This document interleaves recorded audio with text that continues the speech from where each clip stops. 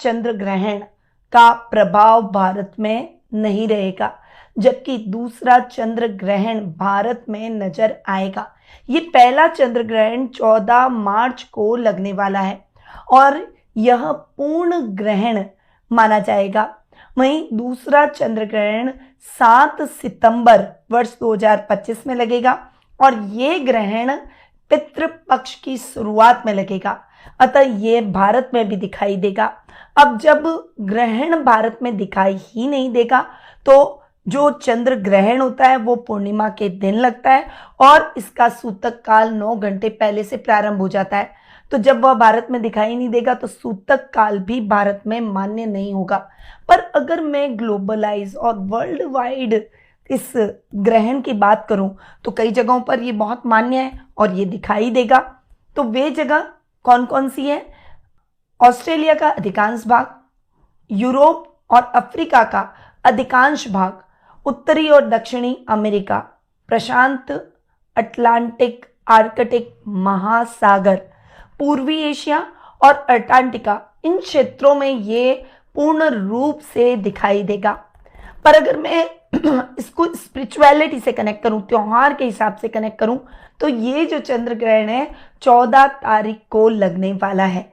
14 तारीख को हम रंगों वाली होली खेलेंगे और होली का बहुत बड़ा और विशेष पर्व हम हमेशा मनाते हैं।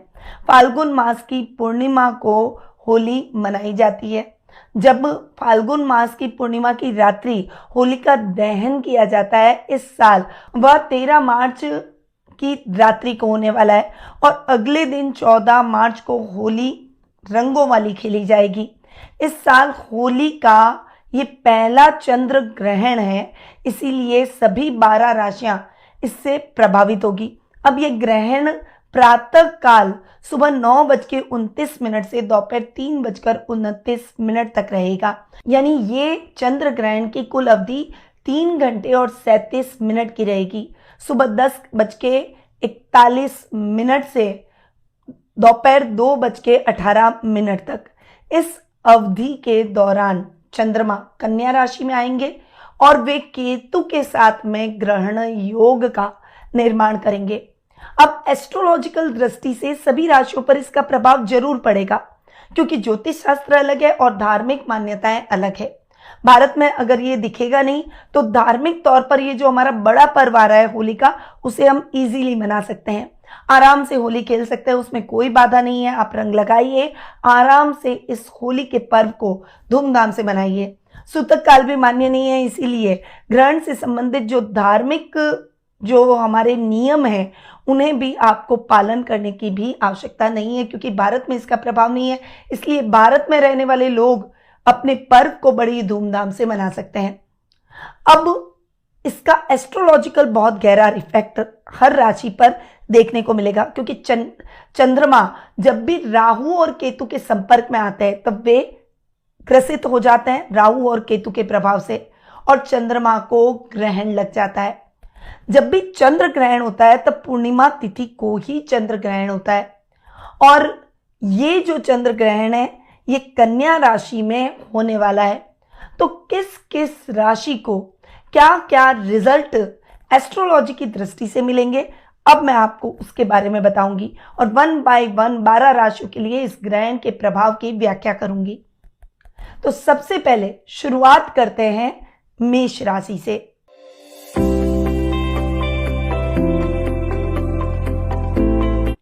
मेष राशि के लिए ये ग्रहण बनने वाला है 6th हाउस में। चंद्र केतु का ये जो ग्रहण बनेगा तो आप ये जो ग्रहण की अवधि है उसमें बहुत ज्यादा सावधानी रखें। इस समय आपके स्वास्थ्य संबंधी समस्याएं हो सकती है, आपके शत्रु आपको परेशान कर सकते हैं और ग्रहण का असर लगभग 2 महीने रहता है, इसीलिए 2 महीने तक आपको कोई भी कार्य करने से पहले बहुत सावधानी रखनी है, जल्दबाजी में डिसीजन नहीं लेना है। इस समय आपको अपने नाना नानी के स्वास्थ्य का भी ध्यान रखना पड़ेगा। वहीं रुपए पैसों से संबंधित मामलों में बहुत ज्यादा केयरफुल रहें, अपनी गोपनीय बातों को थोड़ा सा प्राइवेट रखें और अपने सीक्रेट को अपने तक ही रखें। कोई भी गोपनीय दस्तावेज है तो उनको बहुत ज्यादा केयरफुल रखें, वरना ये बातें लीक हो सकती है और आपके काम में इससे दिक्कतें आ सकती है। इस समय आपको अगर स्वास्थ्य संबंधी समस्या है तो विशेष रूप से ध्यान रखना होगा, क्योंकि ये समस्याएं बढ़ सकती है और ये विकराल रूप भी ले सकती है। इसीलिए इस मामले में आपको बहुत ज़्यादा केयरफुल मेष राशि वालों को रहना होगा। अब आपको ग्रहण के दौरान और बाद में भी 2 महीने तक क्या उपाय करने चाहिए जिससे कि ग्रहण के नेगेटिव रिजल्ट आपको नहीं मिले। तो आपको ग्रहण के समय ओम नमः शिवाय का जाप करना चाहिए और चंद्रमा के बीज मंत्र ओम सोम सोमाय नमः, इस मंत्र का भी आप जाप कर सकते हैं। ग्रहण की अवधि के बाद में पानी से भरा हुआ मटका किसी जरूरतमंद व्यक्ति को, मटका, गन्ना, ढक्कन, लोटा, ये पानी से भरा हुआ होना चाहिए, वो आप दान कर दें। अब आते हैं वृषभ राशि पर।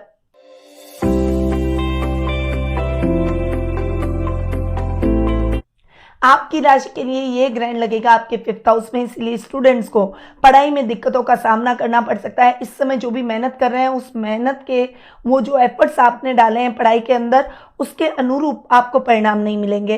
पर इस समय आपको नेगेटिव नहीं होना है, क्योंकि जब भी चंद्र केतु का ग्रहण होता है वो व्यक्ति के ऊपर भी बहुत बुरा असर डालता है, उसकी नेगेटिविटी बढ़ जाती है।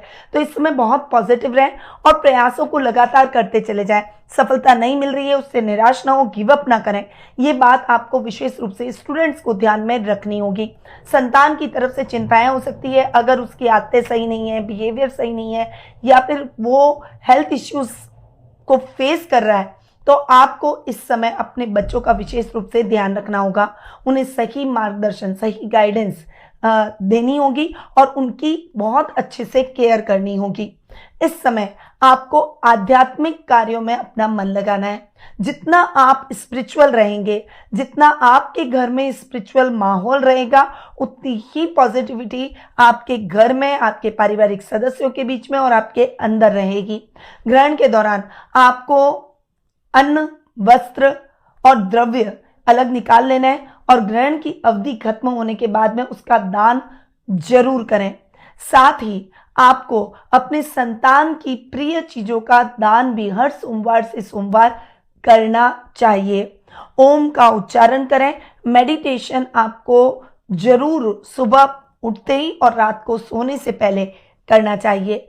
इससे ग्रहण के बैड इफेक्ट आपके ऊपर नहीं पड़ेंगे और एक पॉजिटिविटी आपके अंदर रहेगी। अब आते हैं मिथुन राशि पर।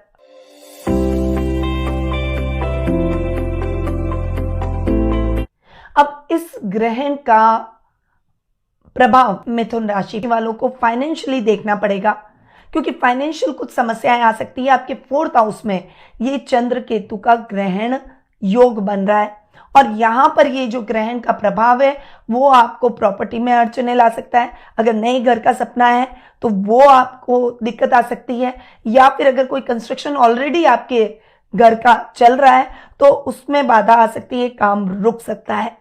आपको मेंटली प्रिपेयर रहना है और कोशिश करें कि बहुत ज़्यादा शांति से इस समय को डील करें।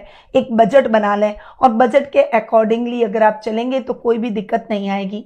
मनी मैनेजमेंट, पैसा फंस सकता है, इस समय आपको मनी मैनेजमेंट सीखना होगा। माँ के साथ वाद विवाद की स्थितियां बढ़ सकती है। अगर संबंध खराब है तो बहुत ज़्यादा शांत रहें, उनकी बातों को सुने, उनसे आर्ग्यू बिल्कुल भी ना करें, वरना रिश्ते और ज़्यादा खराब हो जाएंगे। इसीलिए इस समय आपको फाइनेंशियली बहुत ज़्यादा सोच समझ कर आगे बढ़ना होगा। आपको क्या करना है, ग्रहण की जैसे ही समाप्ति होती है पानी में गंगा जल मिलाकर आप स्नान जरूर करें। अब आते हैं कर्क राशि पर।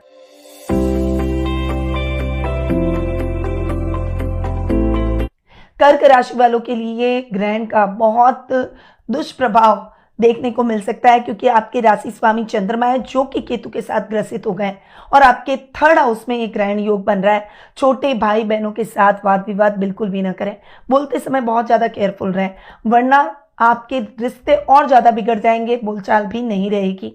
वहीं इस समय अगर आपके जीवन में किसी भी तरह के पैतृक संपत्ति संबंधी विवाद है तो आपको लगभग 2 महीने इन विवादों को और नहीं बढ़ाना है।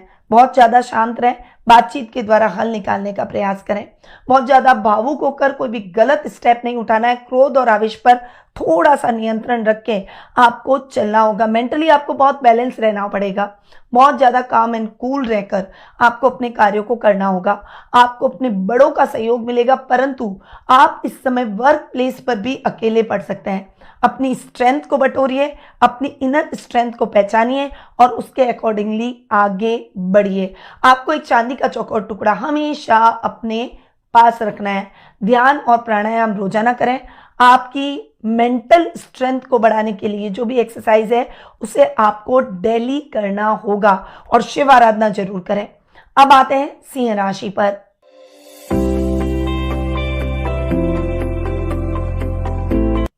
आपके लिए ये ग्रहण बन रहा है सेकंड हाउस में, और सेकंड हाउस में इसका बनना धन संबंधी समस्याओं को बढ़ा सकता है, पर कोर्ट कचहरी जैसे मामलों में आपको सफलता मिल सकती है। वहीं आपके घर के बड़ों का पूरा सपोर्ट मिलेगा, पर रिश्तेदारों से आपकी अनबन हो सकती है। इस समय बोलते समय केयरफुल रहें, शब्दों का प्रयोग तोल मोल कर करें। प्रोफेशनल लाइफ में आपके हाथ आई अपॉर्चुनिटी निकल सकती है। थोड़ा सा मेहनत आपको ज्यादा करनी पड़ सकती है, परंतु अपने जो आपने स्ट्रैटेजी बनाई है, जो मेहनत की है, वो आपको किसी के साथ शेयर नहीं करनी है, वरना मेहनत आप करेंगे और क्रेडिट कोई और लेकर जाएगा। ऐसा बिल्कुल भी ना करें। घर में आपको अपने घर की लेडीज को हमेशा खुश रखना है। अगर आप उनसे वाद विवाद करेंगे तो फाइनेंशियली समस्याएं आपके जीवन में और बढ़ जाएगी। आपको क्या करना चाहिए? सफेद चीज जैसे दूध, दही, चावल, खीर और सफेद मिठाई और सफेद रंग के कपड़े आप ग्रहण के दौरान अलग कर लें और ग्रहण के बाद उसका दान जरूर करें। अब आते हैं कन्या राशि पर।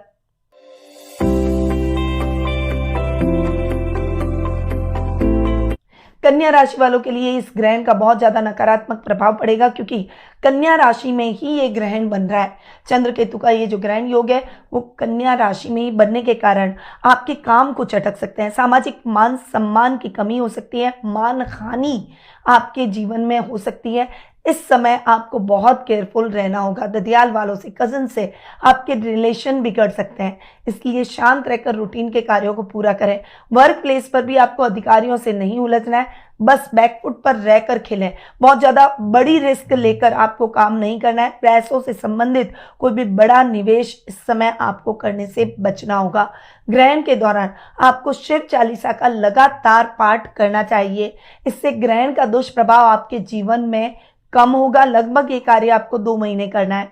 अब आते हैं तुला राशि पर।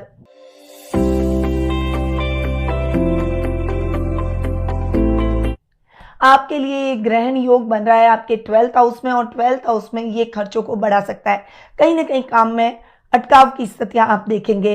कहीं ना कहीं आपको ऐसा लगेगा कि आप अपने जीवन में आगे बढ़ना चाहते हैं, पर इतने सारे ऑब्स्टिकल आ गए हैं कि आप अपने जीवन में आगे बढ़ ही नहीं पा रहे हैं। कहीं ना कहीं स्टक होते हुए दिखाई देंगे, परंतु इस समय आपको रूटीन के कार्यों को पूरा करना है।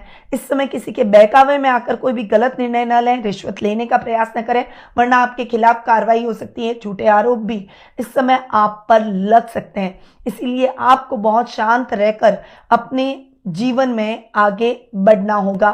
आपको इस ग्रहण के प्रभाव को कम करने के लिए ग्रहण देव के ओम शितांशु नमः मंत्र का जाप करना चाहिए। इससे आपके जीवन में सकारात्मक ऊर्जा रहेगी और ग्रहण का नेगेटिव इफेक्ट कम होगा। अब आते हैं वृश्चिक राशि पर।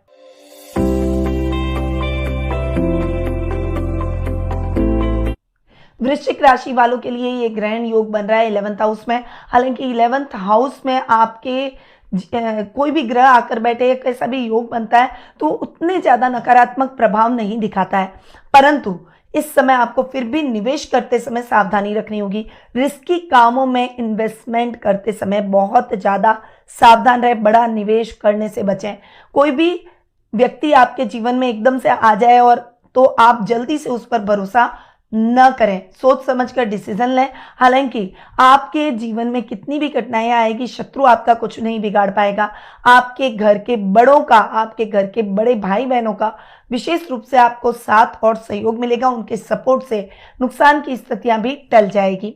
चंद्र ग्रहण का अगर आप लाभ पाना चाहते हैं तो आपको ग्रहण के दौरान ओम विभांशु अमृतांशु नमः मंत्र का जाप करना चाहिए। अब आते हैं धनु राशि पर।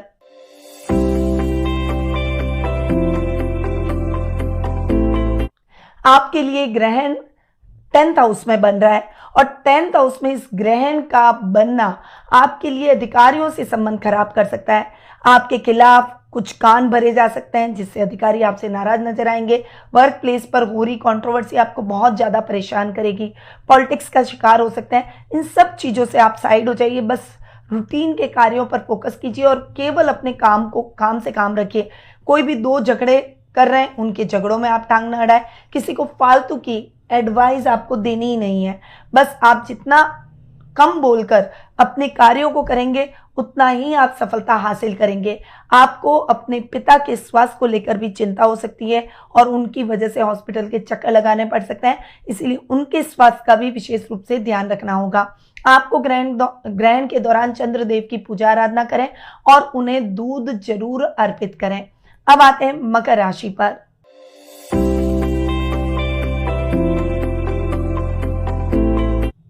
आपके लिए ये ग्रहण बन रहा है 9th हाउस में और यहाँ पर भाग्य आपका साथ नहीं देगा, इसीलिए आपको केवल रूटीन के कार्यों को और अधूरे पड़े हुए कार्यों को पूरा करना है। इस समय नए काम की शुरुआत से आपको बचना होगा। अगर आप नया काम शुरू करने जा रहे हैं तो अपने घर के बड़ों से सलाह लेकर आगे बढ़ें। अपने ऊपर कोई भी रिस्क ली तो आपको नुकसान हो सकता है। इस समय आप जितना स्पिरिचुअल पाथ की तरफ आगे बढ़ेंगे, कोई धार्मिक अनुष्ठान करना है, कोई हवन करना है, भगवान भोले शंकर का रुद्राभिषेक करना है, तो आप इससे एक पॉजिटिव एनर्जी पाएंगे। इसीलिए नियमित रूप से हर सोमवार को आपको रुद्राभिषेक जरूर करना चाहिए और ग्रहण काल के दौरान भी आपको ओम नमः शिवाय का जाप लगातार करते रहना चाहिए और ग्रहण काल के पश्चात आपको दूध का दान जरूरतमंद लोगों में करना है। अब आते हैं कुंभ राशि पर।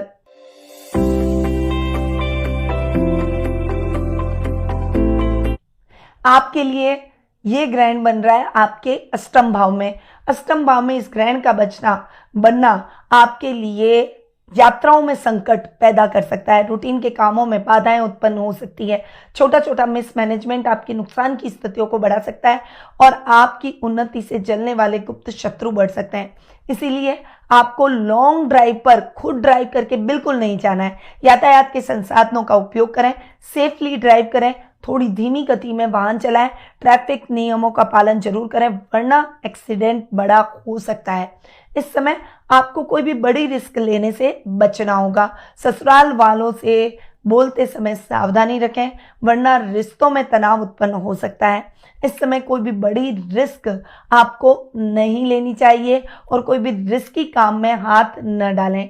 किसी भी प्रकार की नकारात्मक बात और विचार से आपको बचना चाहिए।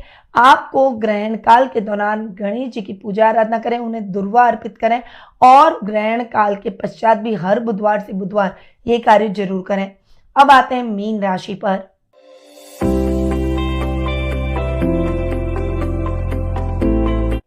मीन राशि वालों के लिए ग्रहण योग बन रहा है 7th हाउस में। चंद्र केतु की युति 7th हाउस में होना व्यापारिक वर्ग के लिए अच्छी नहीं है। इस समय कोई भी व्यापार में बड़ी रिस्क आपके व्यापार को बहुत ज्यादा डाउन कर देगी, इसीलिए कोई भी बड़ी रिस्क लेने से बचें। इस समय अगर आप पार्टनरशिप में काम कर रहे हैं तो वो भी खंडित हो सकती है, इसलिए अपने पार्टनर पर नजर तो रखें परंतु उनकी भावनाओं का भी सम्मान करें, उन्हें लेकर चलें। इस समय अगर आपके दाम्पत्य जीवन का रिश्ता अगर थोड़ा सा खराब चल रहा है तो ये और बिगड़ सकता है, इसलिए अपने लाइफ पार्टनर के साथ तो कोई भी बहस ना करें। वाद विवाद की स्थितियां और झगड़ों से बचने के लिए बातचीत का रास्ता निकालें। इस समय कोई भी बड़ी रिस्क न लें, अपनी प्रिय वस्तुओं का थोड़ा सा ध्यान ज्यादा रखें। आपको ग्रहण के प्रभाव से बचने के लिए अनावश्यक खर्चों पर नियंत्रण करना होगा और हनुमान चालीसा का नियमित रूप से पाठ करेंगे तो डेफिनेटली ग्रहण का बैड इफेक्ट